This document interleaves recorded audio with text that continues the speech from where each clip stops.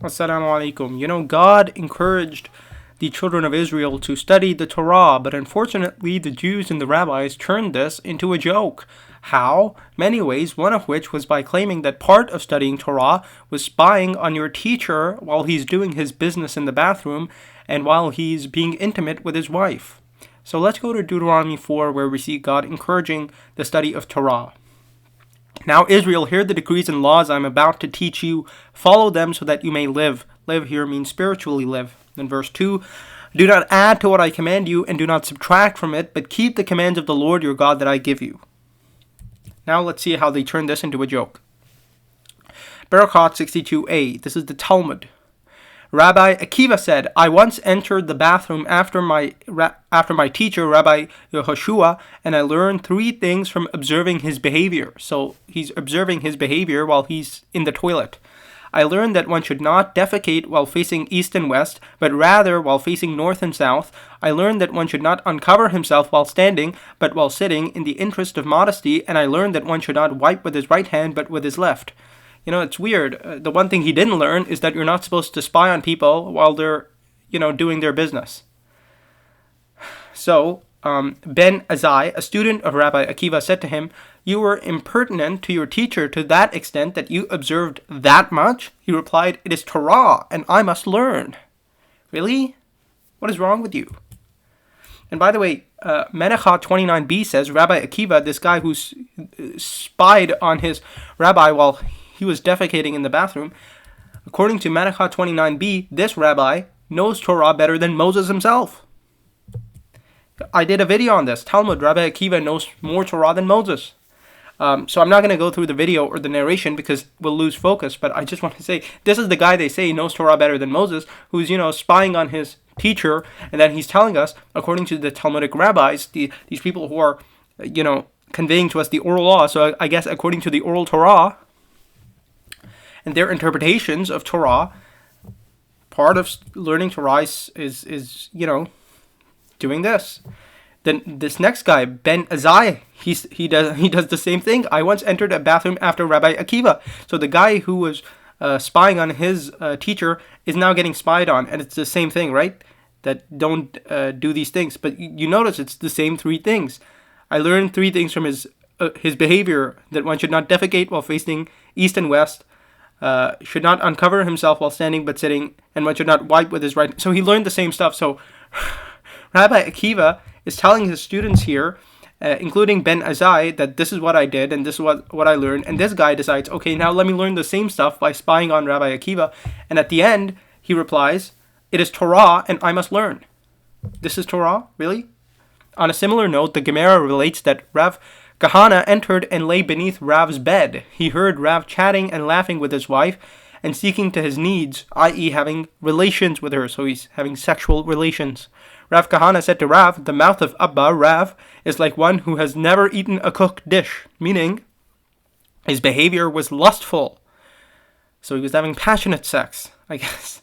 Rav said to him, Kahana, you are here, leave, as this is an undesirable mode of behavior. Right, because he's entered and he's beneath the bed where his teacher is having sex with his wife.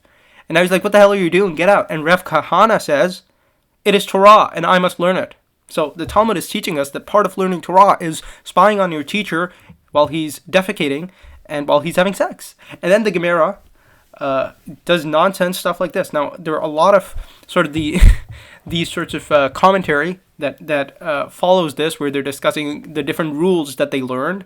So I'm not going to go through all of them. I just have one example here. So the Gemara asks, so remember one of the things he said, that don't wipe with the right hand but with the left hand. So now the Gemara asks, why must not one wipe himself with his right hand but with his left? Rabbi said, because the Torah was given with the right hand, as it is stated, at his right hand was a fiery law unto them. So this other rabbi says, because the right hand is close to the mouth, i.e. people eat with the right hand. This rabbi says, because one ties the phylacteries onto his left hand with his right hand, etc. Because no one this other rabbi says, because one points to the notes of the Torah with his right hand, etc., etc. So notice, instead of going, what were these guys doing, the Talmud just simply endorses it. It leaves it on them mentioning that it is part of Torah, and nowhere are they like they were wrong to do all this spying. In fact, later on, they quote the same rabbi who spied on his teacher, Rabbi Akiva, right here in the same discussion. There is like, why must one not wipe himself with his right hand? And here they're giving reasons, and one of the people they quote is Rabbi Akiva says, because he points to the notes of the Torah with it. They just quote the same guy, and this is the same guy they say knows more Torah than Moses. And you can see it's Berachat 62h, so it's the same reference. But nowhere they're saying what is wrong with these people. Instead, they just start discussing their rules. Like, okay, so one must not wipe with his right hand because of this, and then all this, etc., etc. As Allah said in the Quran, وَلَا تَتَّخِذُوا آيَاتِ اللَّهِ هُزُوًا, and do not take Allah's signs for a mockery. What are you doing? What are the Jews doing? And remember, when they, spy on their teachers having sex, and in the toilet, they say, this is Torah. The Talmud is teaching us, this is Torah. Allah said in the Quran, وَإِذَا فَعَلُوا فَاحِشَةً قَالُوا وَجَدْنَا عَلَيْهَا آبَاءَنَا وَاللَّهُ أَمَرَنَا بِهَا قُلْ إِنَّ اللَّهَ لَا يَأْمُرُ بِالْفَحْشَاءِ أَتَقُولُونَ عَلَى اللَّهِ مَا لَا تَعْلَمُونَ.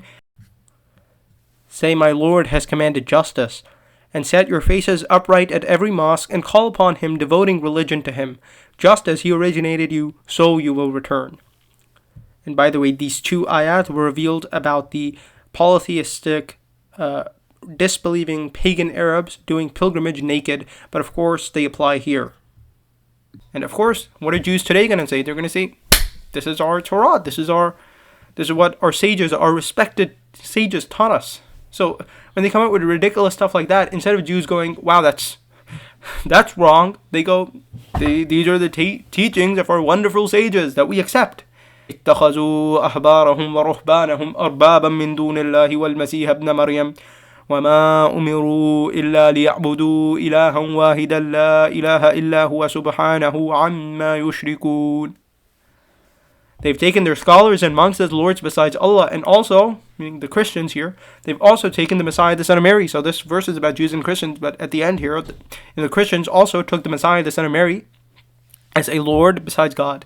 They were not commanded except to worship one God. There is nothing worthy of worship except Him. Exalted is He above whatever they associate with Him.